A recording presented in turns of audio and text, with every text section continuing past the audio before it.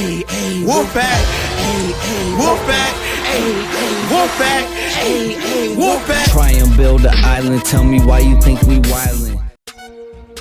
What's going on, ladies and gentlemen? It's your host with the most, the best from the Midwest, the overweight lady lover, your husky heartthrob, your not so local supervillain. Ladies want him, men, they want to be him. Your global icon and national treasure, Starks, aka Big Sexy, aka Hollywood Starks Hogan, aka Big Chowder, aka the dark-skinned Dynamo, aka Go Grab the Bill, aka the Messiah of Maniacal Menagerie, aka Starksy Hutchinson, aka Chase Manhattan, aka Big Papa Blunt, aka Chase Money, aka God Body, aka Wave Cap Warrior, aka Did the PayPal clear yet, baby? I welcome you to the Fake Wolf Pact Podcast, the number one, yes, the number one, sorry, let me clear my throat, the number one wrestling podcast. You ain't gotta go check no numbers, you ain't gotta go look nowhere else, you ain't gotta ask G shit, so I've done all the hard work for you. This episode is brought to you by Scheme Daily Clothing. You can check them out at SchemeDaily.com. I believe they're running a special right now. Use the code SCHEME10, yes, SCHEME10, SKEEM 10, to save 10% off of all orders over $70. And you know what? Tell them the villain sent you. So for this week's episode, we're going to talk about AEW because, you know, we did a shit show. So let's, you know, get back to something nothing but fucking goodness.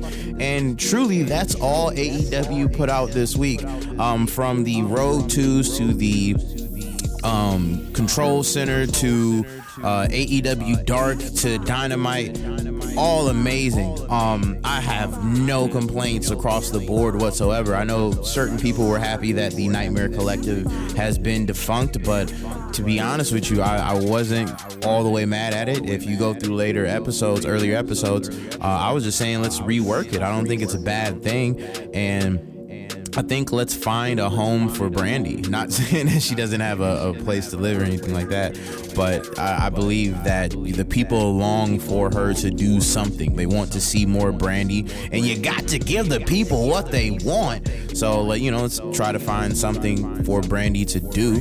But before we get into all of that, let's go ahead and talk about these matches. Let's talk Dark.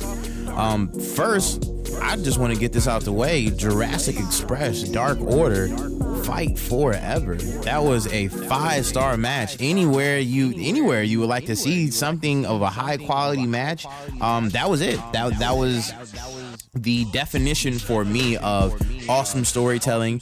Just in that match alone, you got the rise and fall of the good guys versus the bad guys. You got the true definition of these smaller guys trying to triumphant over two larger men. But how are they going to be able to do it? And the moves were amazing. Marco's stunt was out of this world. Jungle Boy Jack Perry fucking killing it. All in all, just through and through an amazing match. Sheeta versus Cassandra Gold. I was very surprised. This was my introduction into Cassandra Gold, and I was pleased with what she was doing. She came out, she looked strong, she made you feel that she was a heel, and she did a wonderful job helping Sheeta get over being more of a babyface. And I don't know, maybe this is the rise of Sheeta. I see that we're getting more of her booked, and she's just getting over and over and over and over, and she just makes you believe that she's super talented, she's charismatic, the character looks wonderful, her moves are wonderful, she's a lot stronger, she wrestles a lot stronger than what I, just being a layman to it, than what I would think she would go out there and do. Shoujo Nakajima versus Riho, awesome match. Can we get more Shoujo? Can we get more of that? Just regardless, get more of the women's division. I think if we continue to do these things, and this card had 2 women's division matches on it, so hey, and they were both fire. Sunny Kiss versus Jimmy Havoc. I know we have Sunny Kiss on a losing streak, and this is the first time Jimmy Havoc has been on AEW in 2020, and I like how they talked about that, how he's been on a hiatus and what he did the last time, so they gave you a really good refresher on him. And just the storytelling within that match was really good. Sonny Kiss got to showcase a lot more of his moves to really make you feel that, you know, he's a strong competitor and he can go. But I like how they keep putting him in losing predicaments. But I would love if they carried over the Dark Order element. We'll touch on that in a moment. But the promo after the match where they get Dr. Luther previewing a match with him and Jimmy Havoc. Yo, excuse me, if we can get this if we can get these dark matches underway, and I think if we can get a death match championship, I think that would be fucking golden. But I'm gonna try to do something different where I give all my suggestions at the end. So let's go ahead and roll into the Dynamite matches. SCU versus Kenny Page. Kenny Page versus Kenny Omega and Adam Page. Awesome match. I like how the finish was very, very, very, very close down to the wire. Did they really get this clean finish? And it showed a lot of the storytelling in what's going on there. We keep seeing that Adam Page is going off into the crowd, and now we get to see this week where they just, Kenny just storms off. He just wasn't really having it. So we get this definition that, well, maybe we might be getting the Kenny Omega heel turn. Maybe that might be the thing, because Adam is just so hot right now and people just love, you can't get enough of the cowboy shit, so like you can't really turn him over and make him a bad guy. And really it's awesome storytelling because it plays and it flirts with the line of who is the bad guys in this situation, who is the bad friend or who isn't. So I love the storytelling going on with that. As always, another awesome Darby Allin promo. I would love if they start building to Darby versus Sammy, or Darby getting back into more of a scene. Dustin versus Sammy, Guevara, awesome fucking match. And we've been calling it. We've been saying we're going to get this build to it, and we finally get it. We're getting Dustin versus Jake Hager at Revolution, and that card is just fucking stacked. So it's just awesome to be able to get that, and it's dope to hear one of our suggestions finally make it in. There's another one. This is just a wild suggestion. Stop shitting on JR and Tony Schiavone, but we'll leave that there. Nyla Rose versus Riho. I read an interesting post that for Black History Month they put a belt on an African American, and I thought to myself, I was like, well, maybe, sure, but at the same time I think there's more things going on to the factor of that title change and everything into it. I think all of the title changes have happened on Dynamite except for the initial one with the AEW men's title. So for them to continue to make their weekly show prominent and why there was a thing to write in and just watch it, I think everybody kind of just wrote off this episode. I had a feeling that, they're just going to keep building. And I'm so used to another system that they're just going to keep building up into the pay-per-view and not change things around and make you really have to keep up with what they're doing. And I was so wrong, and I was so pleased when I got that payoff of Nyla Rose really building up to it. And it almost seems that they were going to do something to stop this heel from coming in and just changing this whole division, and there was no checks and balances, and at this point in time it still feels that way.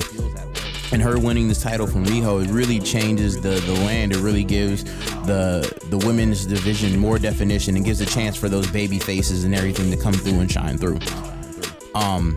Moxley versus getting ahead of myself. MJF versus Jungle Boy, 5-star match. It's almost felt like that should have been the main event for the card, and it was a treat because every match throughout this night felt like it should have been the main event.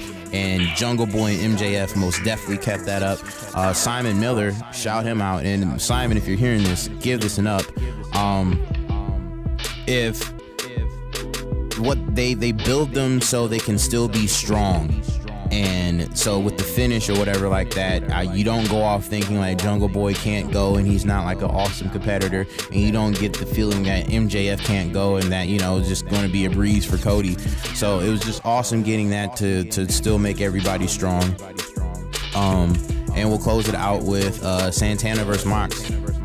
can't go wrong when you get Mox in the ring, and you really can't go wrong when you get Santana in the ring. And it's really dope that people are now starting getting that idea, as Santana and Ortiz are just gems. The Inner Circle are just nothing but gems. It's amazing to see what they do and what they put on week by week. And just with that being said, we're getting Jeff Cobb to AEW. Fucking amazing. The Jeff Cobb one, they brought up Jeff Cobb earlier in the show. Then he comes out at the end and he does the tour of the islands on Mox. Fucking building goes crazy. Now it looks more so like the Inner Circle is just way fucking stronger, which is great to see. And it's always dope to make your factions feel strong, and like it is something that you should really count on and look out for. So let's give some quick suggestions. Let's continue the Kip Sabian and Joey Janela feud. I'm loving that. Brandon Cutler versus Sonny Kiss. Brandon Cutler versus Sammy Guevara. I think continue to build towards that, and Brandon should take a L. And this is leading to what I was about to say with the Dark Order. Dark Order needs to take somebody else, and I think if the Dark Order takes Brandon Cutler, and I know this is probably going to mess up some being the elite stuff, but if they take Brandon Cutler, that gives the Bucks a reason to go after and fight them and to do this whole thing. But we don't need the Bucks to be in with the Dark Order, but that gives a reason to show what can happen when somebody goes to the Dark Order, and that there is a possibility of retrieving somebody back from them. You know what I mean? So, and I brought up earlier, but let's give Brandy a role as a manager for somebody. If you haven't seen Brandy as a manager, go check out the work that she did with Flip Gordon in ROH. That was just a good look, and it really helped him establish Flip as being something more of a formidable opponent. I still always want to bring this up, a mid-card belt. Although you don't really need it, there's great feuds always going on, and there's only 3 titles in this whole company, so like, you don't really need belts to tie everything in, but they do really well with belt designs, and I would love to see more. And speaking of titles, the Deathmatch Championship, you have Joey Janela, you have Jimmy Havoc, you have Dr. Luther, and not to say go through and poach, but work with Game Changer Wrestling. Man, you get Manser in there, you get Nick Gage, you get Schlack, you get a bunch of other people, and you have a death match division. This is a whole different thing that isn't broadcast on TV. So I don't know. Those are my suggestions for AEW. I am Starks the Villain. Let's go ahead and give another shout out to our sponsors, Scheme Daily Clothing. You can follow them at Scheme Daily Clothing, all one word, on IG. You can get the clothes at schemedaily.com, and they have a code. Code is SCHEME10, SKEEM 10, to save 10% off on your orders of $70 or more. My name is Starks. You can follow me at villain_Starks on all social medias, and you can follow the podcast at Fake Wolf Pact, PACT, all one word, Fake Wolf Pact, on all social medias. I have been your villain. This has been another lovely episode. I bid thee adieu.